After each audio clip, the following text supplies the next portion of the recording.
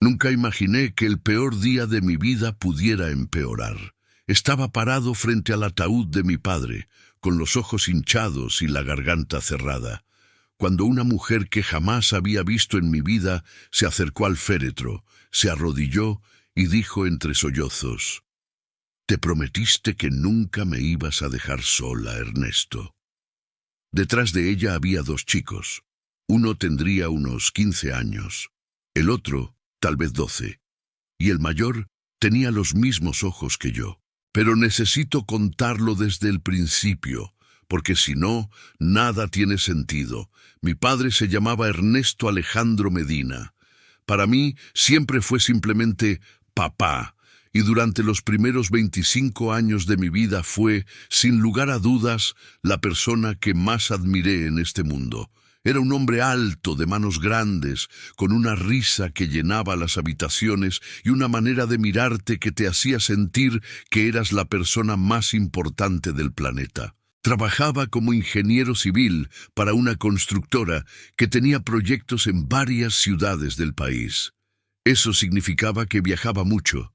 2 semanas en casa, 1 semana fuera, a veces 2 semanas fuera y 1 en casa. Ese ritmo era tan parte de nuestra vida que nunca lo cuestioné. Era como el clima, simplemente estaba ahí y uno se adaptaba. Mi madre, Lucía, era profesora de literatura en una secundaria del centro de la ciudad. Era una mujer paciente, callada, con una fortaleza que yo solo empecé a entender muchos años después. Ella manejaba todo cuando papá no estaba. Las cuentas, las reuniones de la escuela, las citas con el dentista, las compras del supermercado, los cumpleaños, las navidades, las crisis, todo. Y cuando papá volvía, ella le cedía el centro de la escena con una generosidad que ahora me duele recordar. Tengo una hermana menor, Carolina, que es 3 años más chica que yo. Nosotros éramos la familia Medina, los 4, o al menos eso creíamos. Crecí en una casa de 2 plantas en un barrio tranquilo, de esos donde los vecinos se conocen de nombre y los chicos juegan en la calle hasta que oscurece. Papá había comprado esa casa cuando yo tenía 4 años, y recuerdo vagamente la mudanza, las cajas apiladas en el pasillo, la emoción de tener un cuarto propio por primera vez. Fue una infancia buena, sinceramente. No éramos ricos, pero nunca nos faltó nada. Papá se aseguraba de eso. Cada vez que volvía de un viaje de trabajo traía algo. Un libro para mamá, un muñeco para Carolina, una pelota o un juego de mesa para mí. Eran detalles pequeños, pero constantes, y con el tiempo se convirtieron en una especie de ritual que todos esperábamos. Lo que más recuerdo de mi padre durante la infancia son los domingos. Cuando estaba en casa, los domingos eran sagrados. Nos levantábamos tarde. Él preparaba el desayuno, que siempre era excesivo: huevos revueltos, tostadas, fruta, jugo de naranja recién exprimido, a veces hasta panqueques. Ponía música en la radio, generalmente algo de los 80 o 90, y cantaba mal, pero con una convicción conmovedora. Después del desayuno, salíamos a caminar, o íbamos al parque, o simplemente nos quedábamos en la sala viendo alguna película. Esos domingos eran perfectos, y creo que parte de la razón por la que me dolió tanto lo que descubrí después es que esos recuerdos no eran falsos. La felicidad que sentíamos era real. El amor que él nos mostraba era genuino, y eso lo hacía todo mucho más difícil de procesar. Cuando entré a la adolescencia, la relación con mi padre empezó a cambiar, como le pasa a todo el mundo. Me volví más callado, más independiente, más crítico. Empecé a notar cosas que antes no veía, que a veces papá llegaba de sus viajes más cansado de lo normal, que mamá, aunque nunca se quejaba, a veces tenía una expresión de tristeza cuando él se iba, que las llamadas telefónicas de papá desde la carretera eran cada vez más cortas, pero eran observaciones sueltas, fragmentos que mi cerebro adolescente no tenía ni la capacidad ni el interés de armar como un rompecabezas. Estaba demasiado ocupado con mis propios problemas: la escuela, los amigos, las chicas, la música, la búsqueda interminable de saber quién era yo. A los 17 años tuve una pelea fuerte con mi padre. Fue por algo absurdo. Creo que por las calificaciones o por haber llegado tarde una noche, no lo recuerdo bien. Lo que sí recuerdo es que le grité algo que me persiguió durante años. Le dije: «¿Tú qué vas a saber de mi vida si nunca estás?». Usé una frase dicha con rabia, con la intención de lastimar, como hacen los adolescentes. Él se quedó callado. No me respondió. Se dio la vuelta y se fue a su cuarto. Mamá me miró desde la cocina con una expresión que no supe interpretar en ese momento. Ahora sé que era miedo. Miedo de que yo, sin saberlo, hubiera tocado una verdad que ella llevaba años protegiendo. O tal vez no. Tal vez estoy leyendo el pasado con los lentes del presente. Es difícil saber. Al día siguiente papá me buscó para hablar. Se sentó conmigo en el patio trasero y me dijo que lamentaba no estar más tiempo en casa, que su trabajo era así, que lo hacía por nosotros, para que no nos faltara nada. Me dijo que me quería más de lo que yo podía imaginar, y yo le creí porque era mi padre y porque en ese momento no tenía ninguna razón para no creerle. Nos abrazamos y la vida siguió. Terminé la secundaria, entré a la universidad a estudiar arquitectura. Era una elección lógica, casi predecible. Mi padre era ingeniero civil, yo admiraba lo que hacía, y la arquitectura me parecía una extensión natural de eso. Papá estaba orgulloso. Recuerdo que el día que me aceptaron me llevó a cenar a un restaurante que nos quedaba un poco caro, y brindó con una copa de vino mientras mamá tomaba fotos con su teléfono. Carolina, que tenía 15 años, se burlaba de lo sentimental que se ponía papá. Fue una buena noche, una de las últimas noches verdaderamente buenas que tuvimos los 4 juntos sin que hubiera una sombra invisible sobre la mesa. La universidad me absorbió. Dejé de prestar atención a la dinámica de la casa. Tenía mis propios problemas, mi propia vida. Empecé a salir con una chica que se llamaba Valentina, que estudiaba diseño gráfico y que me enseñó a ver el mundo con otros ojos. Pasaba más tiempo fuera que dentro, y cuando estaba en casa, estaba encerrado en mi cuarto estudiando o hablando por teléfono. Mis padres seguían con su rutina. Papá viajaba. Mamá sostenía todo. Los domingos seguían siendo domingos cuando él estaba. Pero algo cambió cuando yo tenía unos 20 o 21. Papá empezó a viajar más. Los periodos fuera de casa se alargaron. Ya no era una semana cada 2, sino 2 semanas fuera, a veces 3. Mamá empezó a estar más callada. No triste exactamente, sino como ausente, como si una parte de ella estuviera en otro lugar. Carolina, que siempre fue más perceptiva que yo, me lo mencionó una vez. Me dijo: ¿no notas a mamá rara? Yo le dije que estaba exagerando, que mamá siempre había sido así, de reservada. Carolina me miró como si quisiera decirme algo más, pero no lo hizo. Hubo un episodio que debería haberme alertado. Fue un sábado por la noche. Yo había vuelto tarde de una fiesta y estaba en la cocina buscando algo de comer. Escuché a mamá hablando por teléfono en su cuarto. No podía oír lo que decía, pero el tono era inconfundible. Era una discusión, contenida, en voz baja, pero una discusión al fin. Al día siguiente le pregunté si todo estaba bien, y ella me dijo que sí, que había sido una llamada del trabajo. Le creí, o elegí creerle, que no es lo mismo, pero en la práctica funciona igual. A los 23 me recibí.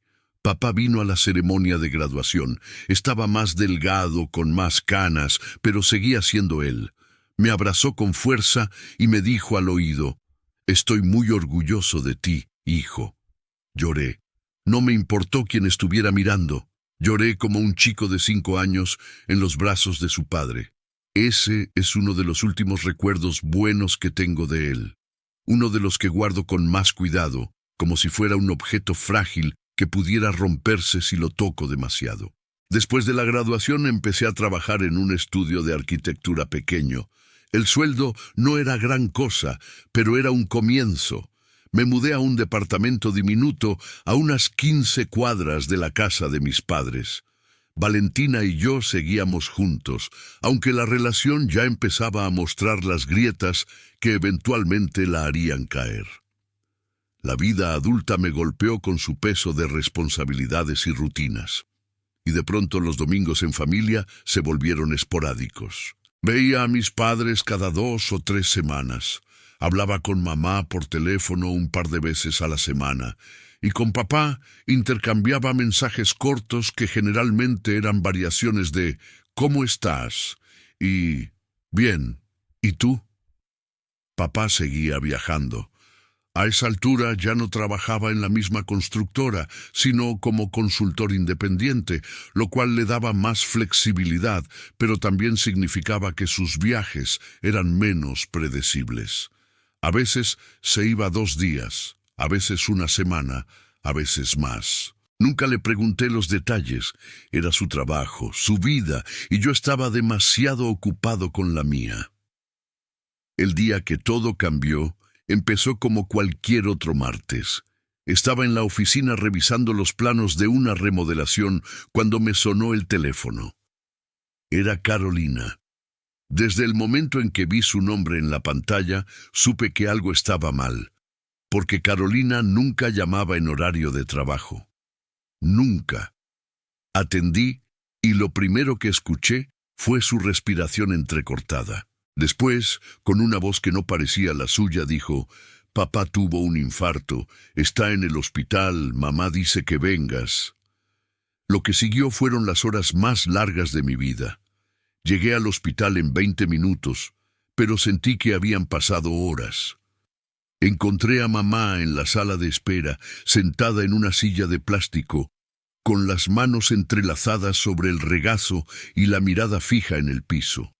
Carolina estaba a su lado, llorando en silencio. Un médico nos habló, nos explicó la situación con términos técnicos que yo apenas procesaba. Infarto masivo. Habían hecho todo lo posible. Las próximas horas serían críticas. Papá murió a las 3 de la madrugada. No pudimos verlo antes. No pude despedirme. Eso es algo que todavía cargo como una piedra en el bolsillo que está siempre ahí, recordándome su peso. No pude decirle que lo quería una última vez. No pude agradecerle los domingos, los desayunos, los abrazos en la graduación, las pelotas que me traía de sus viajes, las noches que se sentó conmigo a hacer la tarea aunque estuviera agotado. No pude decirle nada. Y eso, pensé en ese momento, era lo peor que podía pasar. No sabía lo equivocado que estaba. Los días siguientes fueron un borrón. Mamá se encargó de los trámites con una eficiencia que me impresionó y me preocupó a partes iguales. No lloraba, o al menos no delante de nosotros. Hablaba por teléfono, organizaba, decidía. El velorio sería en una funeraria del centro, el entierro al día siguiente en el cementerio donde estaban los abuelos. Todo tenía que ser rápido, decente, digno. Papá se lo merecía. El día del velorio llegué temprano. Quería un momento a solas con él antes de que llegara todo el mundo. Me paré frente al ataúd abierto y lo miré. Estaba peinado de una manera que él nunca usaba. Le habían puesto un traje que yo no le conocía. Tenía las manos cruzadas sobre el pecho y una expresión que no era exactamente de paz, sino de ausencia. La persona que estaba ahí se parecía a mi padre, pero no era mi padre. Mi padre era movimiento, era risa, era voz. Esto era silencio, y el silencio no le quedaba. La gente empezó a llegar. Primero los familiares cercanos, tíos, primos, la abuela materna que vino desde otra provincia. Después los amigos, los vecinos, los colegas. Hubo abrazos, pésames, palmadas en la espalda. Frases hechas que la gente dice porque no sabe qué otra cosa decir. Era un gran hombre. Está en un lugar mejor. Hay que ser fuertes. Yo asentía y agradecía mecánicamente, como un autómata que alguien programó para recibir condolencias. Fue alrededor de las 4 de la tarde cuando la vi entrar. Al principio no le presté atención. Era una mujer de unos 40 y tantos años, morena, de pelo largo y lacio, con un vestido negro sencillo y los ojos enrojecidos. Pensé que sería alguna conocida de papá del trabajo, o una vecina de algún barrio donde él hubiera vivido antes. Entró con paso vacilante, como si no estuviera segura de tener derecho a estar ahí. Detrás de ella venían 2 chicos. El mayor era alto, delgado, de piel clara y ojos oscuros. El menor era más bajo, más robusto, con el pelo rizado. La mujer se acercó al ataúd despacio. Yo estaba a un costado, hablando con un tío que me contaba no sé qué anécdota sobre papá de cuando eran jóvenes, pero algo en la manera en que ella caminaba me hizo voltear. Había algo en su dolor que era diferente al de los demás. No era el dolor cortés de una conocida ni el dolor contenido de una colega. Era un dolor visceral, profundo, del tipo que solo siente alguien que ha perdido a una persona fundamental en su vida. Se arrodilló frente al ataúd, puso una mano sobre el borde y bajó la cabeza, y entonces dijo esas palabras que me destrozaron la vida. Te prometiste que nunca me ibas a dejar sola, Ernesto. El ruido de la sala se apagó, o al menos así lo sentí yo. Como si alguien hubiera bajado el volumen del mundo y lo único que quedara fuera esa frase rebotando dentro de mi cabeza. Miré a la mujer, miré a los chicos. El mayor me devolvió la mirada y en ese instante, en esa fracción de segundo en la que nuestros ojos se encontraron, lo supe. Lo supe antes de que nadie me lo dijera, antes de cualquier explicación, antes de cualquier confirmación. Ese chico tenía los ojos de mi padre, los mismos ojos que yo veía cada mañana en el espejo. Busqué a mamá con la mirada. Estaba al fondo de la sala, hablando con una prima. No había visto a la mujer, o si la había visto, no había reaccionado. Busqué a Carolina. Estaba sentada en una silla mirando su teléfono. Nadie parecía haber notado lo que estaba pasando. Nadie excepto yo. Me acerqué a la mujer. No sé de dónde saqué el coraje, o tal vez no fue coraje sino simple necesidad de entender. Me acerqué y le dije, con una voz que me salió más áspera de lo que pretendía, «Disculpe, usted es...». Ella levantó la cabeza y me miró. Tenía los ojos llenos de lágrimas y una expresión de culpa que le deformaba la cara. Me miró como si me reconociera, como si supiera exactamente quién era yo. «Tú eres Martín», dijo. No fue una pregunta. Fue una afirmación. Sabía mi nombre. Mi padre le había hablado de mí. «¿Quién es usted?», repetí, aunque ya sabía la respuesta. Ya la sabía. «Me llamo Gabriela», dijo, y se limpió las lágrimas con el dorso de la mano. «Ernesto y yo. Nosotros». No terminó la frase. No hizo falta. El chico mayor se acercó y le puso una mano en el hombro a su madre. Me miró con una mezcla de desafío y miedo, como un animal que sabe que está en territorio ajeno, pero no está dispuesto a huir. «Yo soy Tomás», dijo el chico. Ernesto era mi papá. La frase cayó como una bomba silenciosa. Sentí que el suelo se movía debajo de mis pies, aunque sé que no se movió. Sentí un zumbido en los oídos, un calor que me subía por el pecho y el cuello, una presión detrás de los ojos que no era llanto, sino algo más peligroso, algo más parecido a la furia. «Eso no es posible», dije, pero mi voz no tenía convicción. Era la frase de un hombre que sabe que lo que está escuchando es verdad, pero necesita negarlo un poco más, un par de segundos más, antes de dejar que la realidad lo arrolle. Gabriela se puso de pie. Era más baja de lo que me había parecido, y de cerca noté que tenía arrugas alrededor de los ojos y las manos ásperas de alguien que trabaja con ellas. Me miró con una expresión que no era de confrontación, sino de agotamiento, como si ella también hubiera estado cargando un peso enorme durante años y estuviera aliviada y aterrorizada de que por fin alguien se lo quitara de encima. Ernesto y yo estuvimos juntos 16 años, dijo en voz baja, casi en un susurro. Tomás tiene 15, Diego tiene 12. Vivimos en Córdoba. Córdoba, una de las ciudades donde papá viajaba constantemente por trabajo. Una de las ciudades que aparecían en sus itinerarios, en las etiquetas de los aeropuertos, que a veces quedaban pegadas en sus maletas. Córdoba, por supuesto. No recuerdo exactamente qué pasó después. Los recuerdos de las siguientes horas son fragmentados, como fotos sueltas de un álbum que alguien dejó caer al piso. Recuerdo que me alejé de Gabriela sin decir nada más. Recuerdo que fui al baño de la funeraria y me encerré en un cubículo y me senté en la tapa del inodoro con la cabeza entre las manos. Recuerdo que respiraba tan rápido que pensé que me iba a desmayar.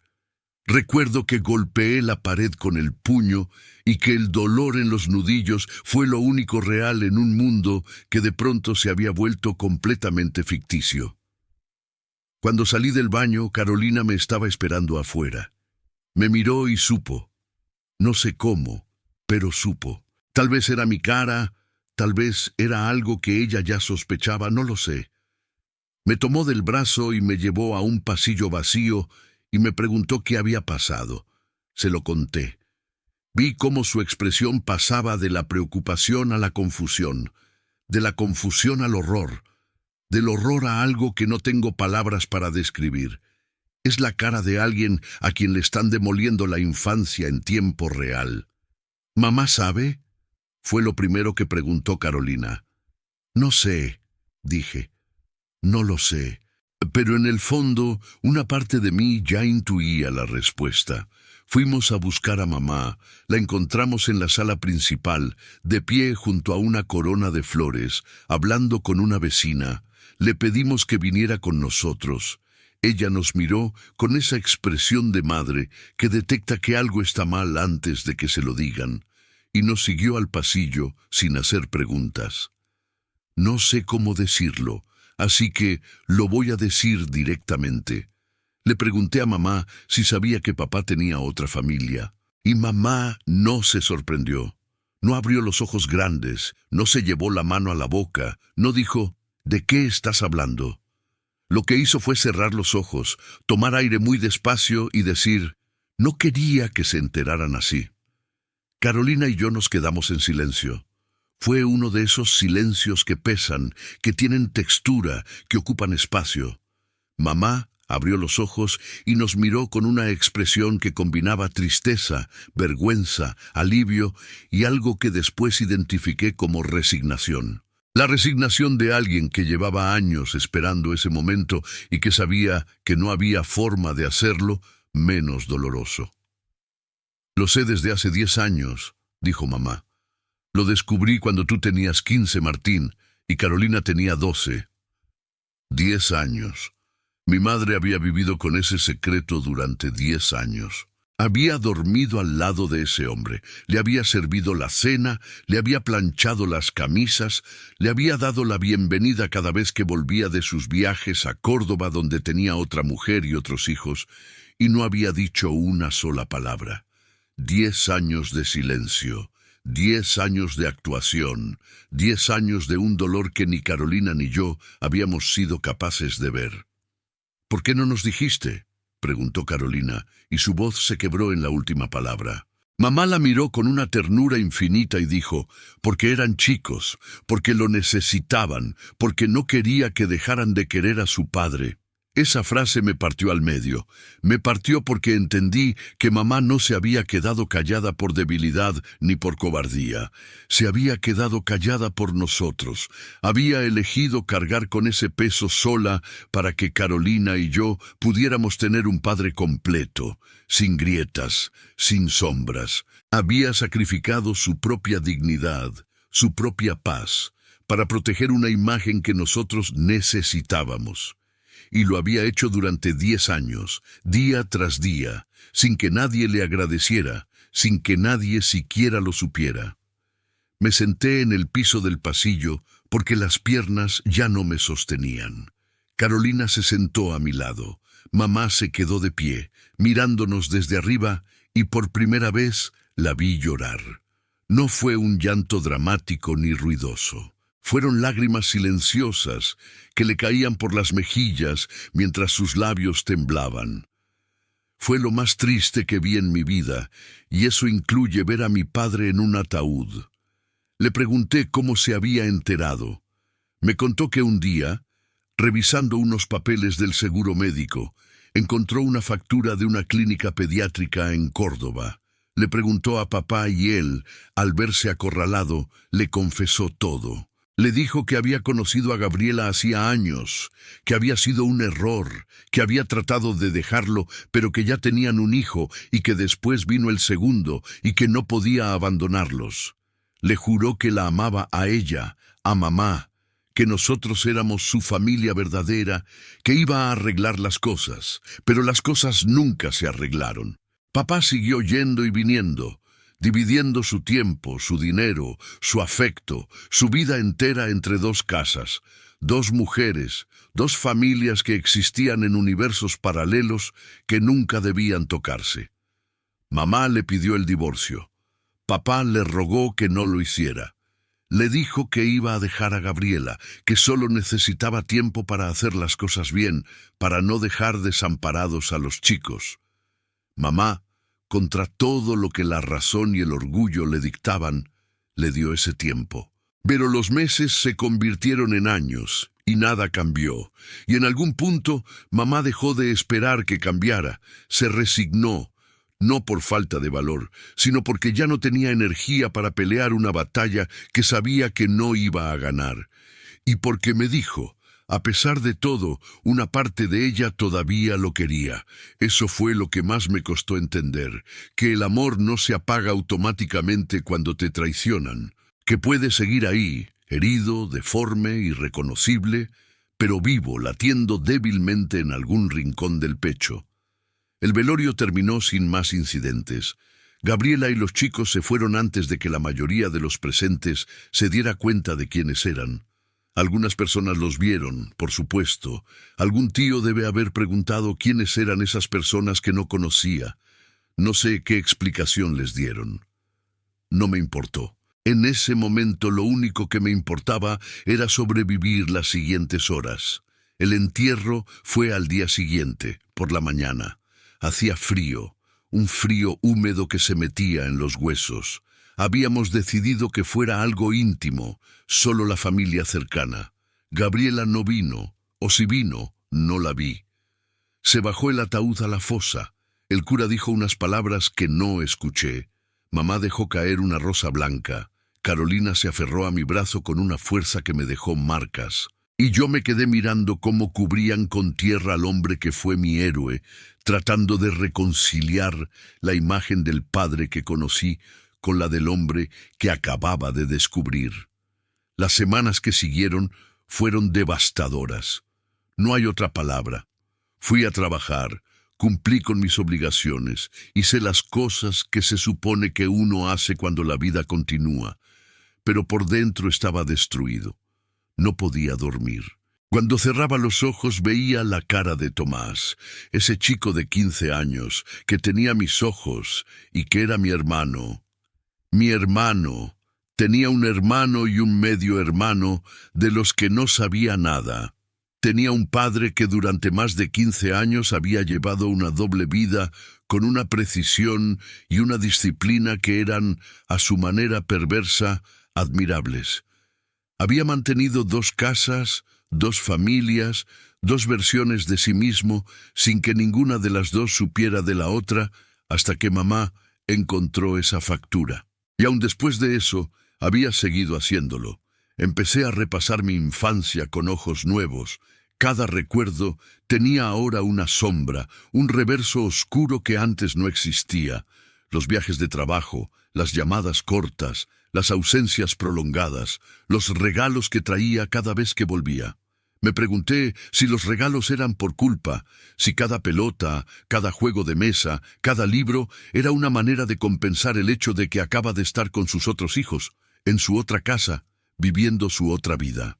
Me pregunté si cuando nos abrazaba pensaba en ellos, si cuando me decía, estoy orgulloso de ti, se lo decía también a Tomás. Si los domingos de desayuno excesivo y música en la radio tenían una réplica en Córdoba, con otra mesa, otras tostadas, otra radio. Esos pensamientos me envenenaban. Los sentía como un ácido que iba corroyendo cada recuerdo bueno, cada momento feliz, cada imagen de mi padre que yo había guardado con cariño. Y lo peor era que no podía enojarme con él cara a cara. No podía gritarle, no podía pedirle explicaciones, no podía escuchar su versión. Estaba muerto. Se había ido sin dar la cara, sin enfrentar las consecuencias, sin tener que sentarse frente a sus dos familias y decir la verdad. La muerte, de alguna manera, lo había protegido de lo más difícil. Con mamá la relación se volvió complicada, no porque yo estuviera enojado con ella, que no lo estaba, sino porque no sabía cómo tratarla. La miraba y veía a una mujer que había sufrido en silencio durante una década para protegerme, y la admiración que sentía era tan grande que me abrumaba. Pero también sentía algo de rabia, una rabia irracional, y que yo sabía que era injusta, por no habérmelo dicho antes, por no haberme dado la oportunidad de procesar esto mientras papá estaba vivo. Por haber tomado esa decisión por mí. Sabía que no tenía derecho a reprocharle nada, que lo había hecho por amor, pero los sentimientos no responden a la lógica y la rabia estaba ahí, mezclada con todo lo demás, formando un cóctel emocional que no sabía cómo manejar. Con Carolina fue distinto. Carolina estaba furiosa, pero su furia era más limpia, más directa que la mía. Estaba furiosa con papá por haber mentido, furiosa con mamá por haber callado, furiosa con el mundo por haberle robado la versión de su padre que ella necesitaba para seguir adelante. Carolina siempre fue la más expresiva de los dos, la que dice lo que piensa sin filtro, y en esos días su rabia era como un incendio que arrasaba con todo lo que tocaba. Tuvimos varias conversaciones largas, de noche, por teléfono, en las que los dos intentábamos encontrarle algún sentido a lo que había pasado. Nunca lo encontramos. Un mes después del funeral, tomé una decisión que todavía no sé si fue valiente o estúpida. Busqué a Gabriela. No fue difícil. Mamá tenía su número, aunque nunca lo había usado. La llamé un miércoles por la noche, después de dar vueltas durante horas con el teléfono en la mano. Contestó al tercer timbre. Le dije quién era. Hubo un silencio largo. Después me dijo que había estado esperando esa llamada. Viajé a Córdoba un sábado. Tomé el micro de la mañana y llegué al mediodía. Gabriela vivía en un barrio modesto, en una casa pequeña pero cuidada, con un jardín delantero donde había macetas con plantas que reconocí como las mismas que papá tenía en nuestra casa. Eso me golpeó más de lo que esperaba.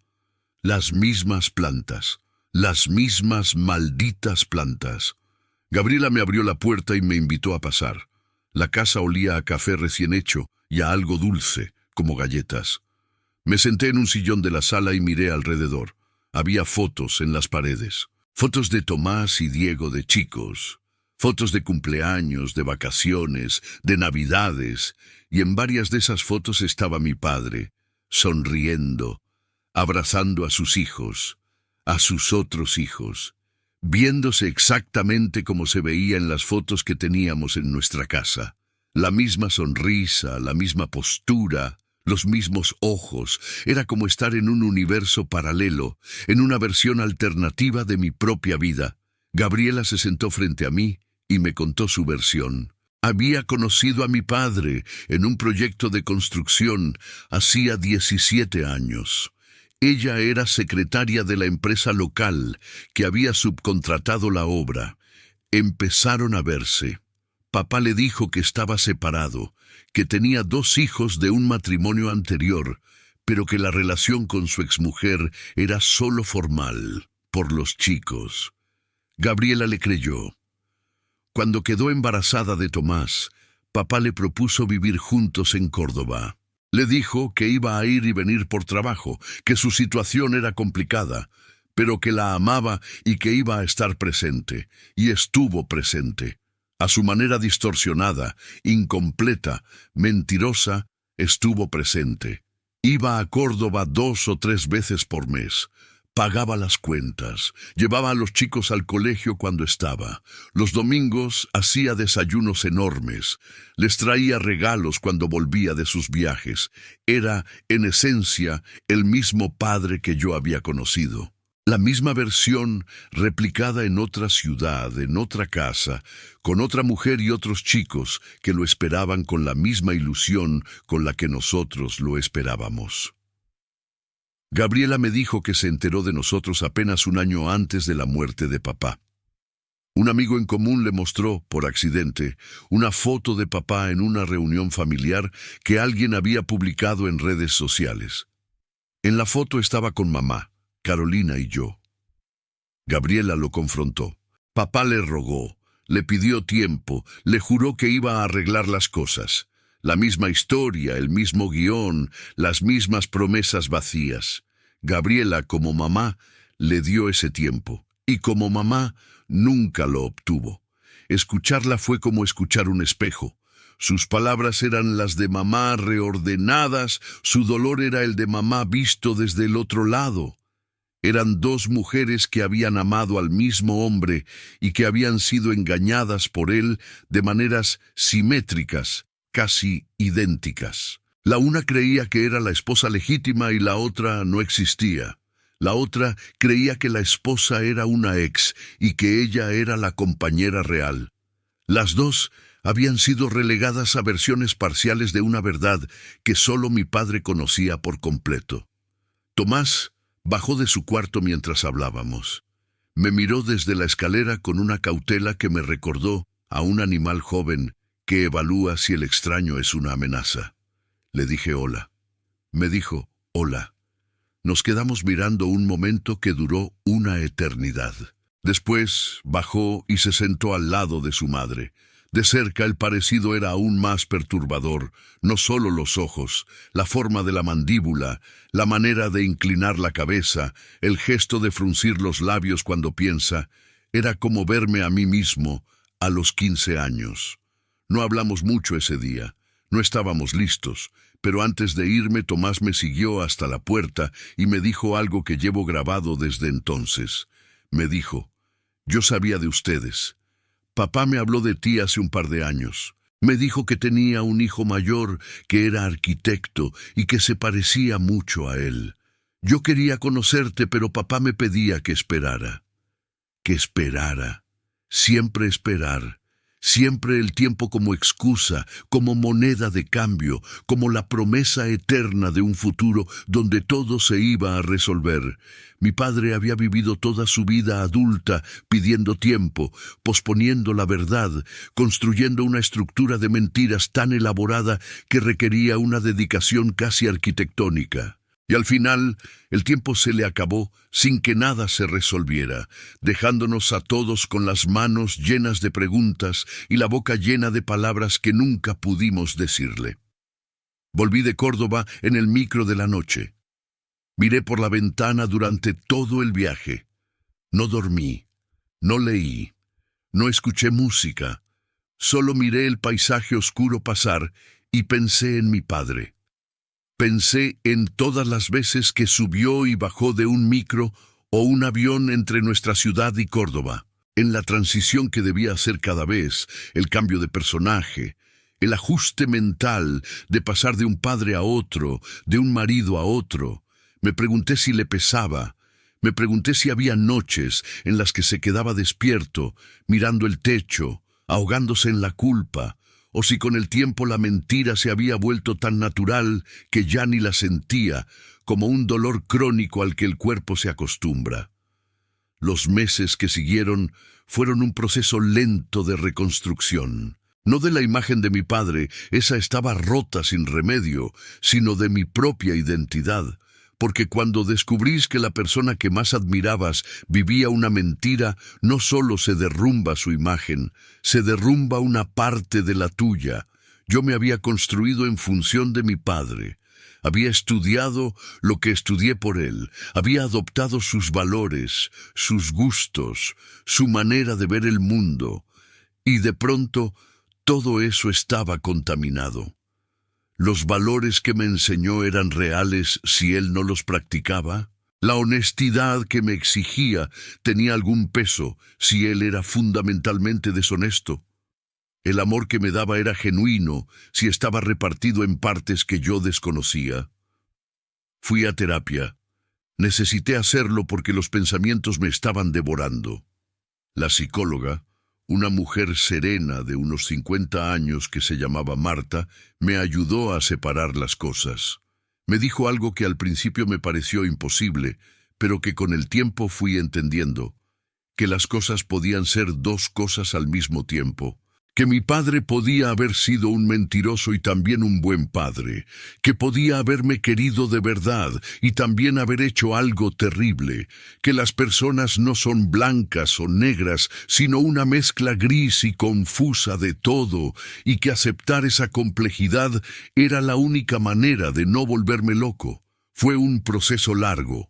Hubo semanas en las que solo sentía rabia, una rabia sorda, permanente, que me hacía apretar los dientes y tener ganas de romper cosas. Estaba enojado con mi padre por haber mentido, con mi madre por haber callado, con Gabriela por existir, con Tomás y Diego por ser los hijos que no debían haber nacido, y sobre todo conmigo mismo, por no haber visto las señales, por haber sido tan ingenuo, tan ciego, tan estúpidamente confiado. Hubo otras semanas en las que la rabia se convertía en tristeza. Una tristeza profunda, pesada, que me hacía quedarme en la cama mirando el techo sin ganas de nada. Extrañaba a mi padre. Lo extrañaba con una intensidad que me avergonzaba, porque ¿cómo podía extrañar a alguien que me había mentido toda la vida? Pero lo extrañaba. Extrañaba sus domingos, sus abrazos, su risa, su manera de decir mi nombre. Extrañaba al padre que creía tener, aunque supiera que ese padre era en parte una ficción, y hubo semanas en las que sentía algo que solo puedo describir como compasión.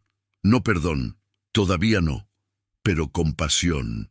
Trataba de imaginar lo que debía ser vivir así, dividido entre dos mundos, sin poder estar completamente en ninguno.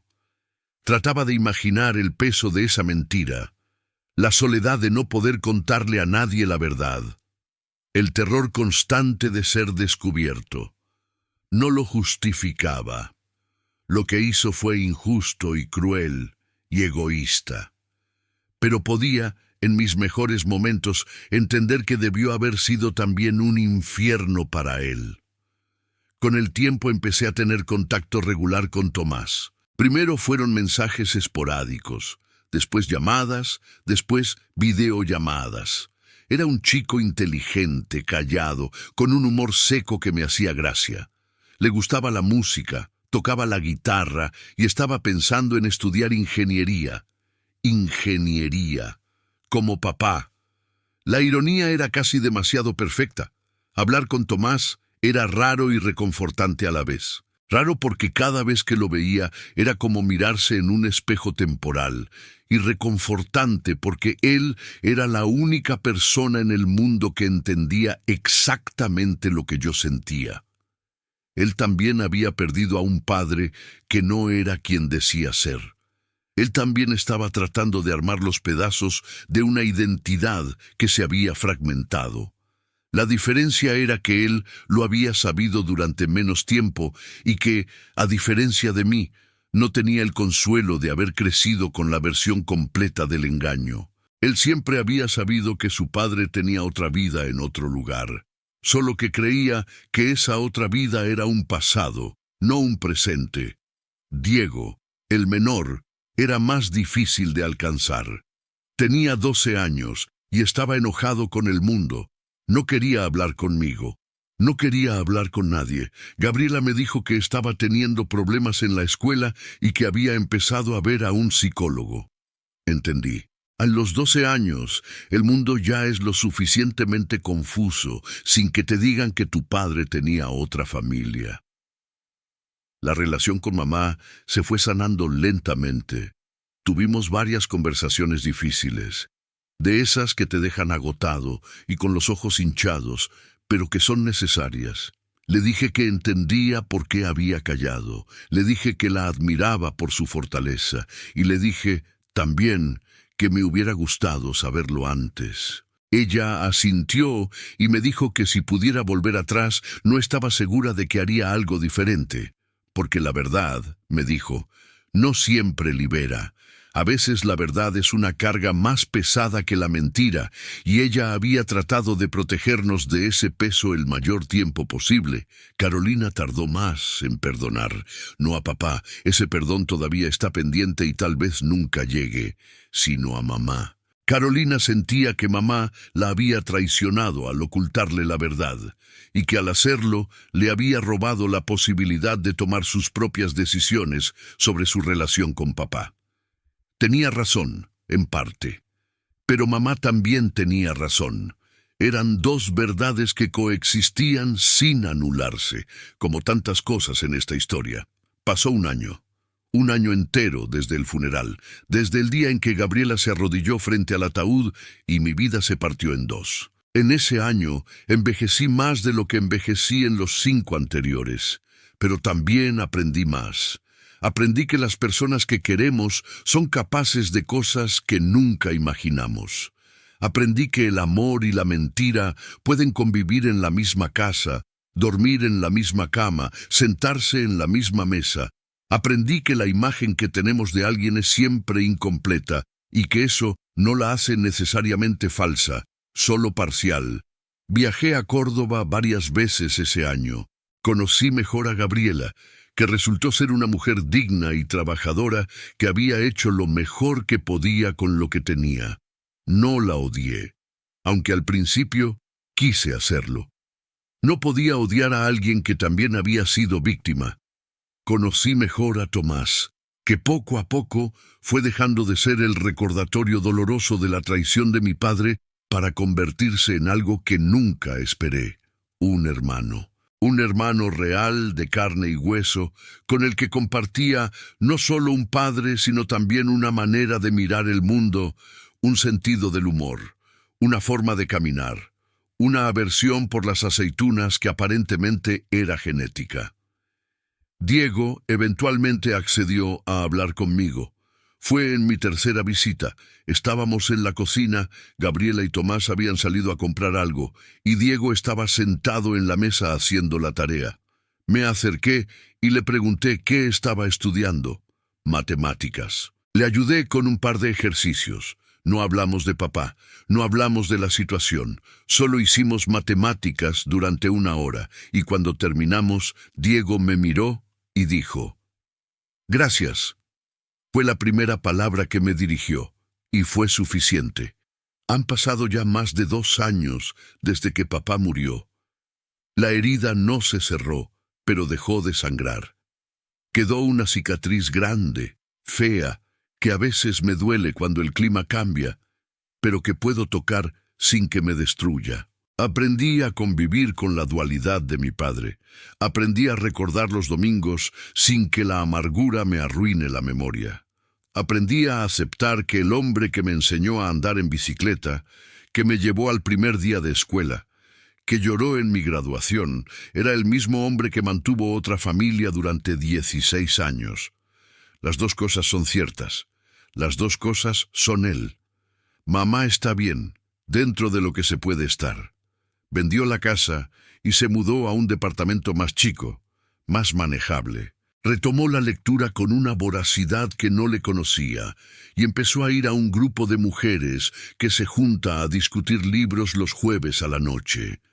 La veo más liviana, como si el peso del secreto, ahora que ya no está, le hubiera devuelto una parte de sí misma que tenía guardada. A veces, cuando hablamos, menciona a papá sin rencor, con una melancolía suave que me dice que lo sigue queriendo a pesar de todo. Y eso ya no me confunde. Lo entiendo. Carolina se fue a vivir a otra ciudad. Consiguió un trabajo en una editorial y está bien, o eso dice. Hablamos seguido, pero no de papá. Es un tema que ella todavía no puede tocar sin que le duela, y yo respeto eso. Cada uno procesa las cosas a su tiempo y de su manera, y el tiempo de Carolina no es el mío. Con Tomás mantengo una relación que se ha convertido en una de las cosas más valiosas de mi vida. Suena raro decirlo, porque él es el producto de la mayor traición que sufrí, pero también es mi hermano, y la sangre, para bien o para mal, tira. Hablamos casi todas las semanas. Me cuenta de sus clases, de su novia, de las canciones que está aprendiendo en la guitarra. A veces me manda fotos, y en esas fotos veo a mi padre mirándome desde los ojos de un chico de 17 años. Y en vez de dolor, siento algo que se parece peligrosamente a la gratitud. Gratitud de que exista. Gratitud de que, dentro de todo el desastre, haya salido algo bueno. Diego va mejor. Subió las notas, hizo amigos nuevos, y la última vez que lo vi me pidió que le enseñara a dibujar planos. Le dije que sí. Pasamos una tarde entera dibujando la planta de una casa imaginaria, y en un momento él me miró y me dijo, «Así es como trabaja un arquitecto». Y yo le dije que sí, más o menos, y él sonrió y siguió dibujando. Fue un momento simple, cotidiano, insignificante para cualquier otro, pero para mí fue enorme.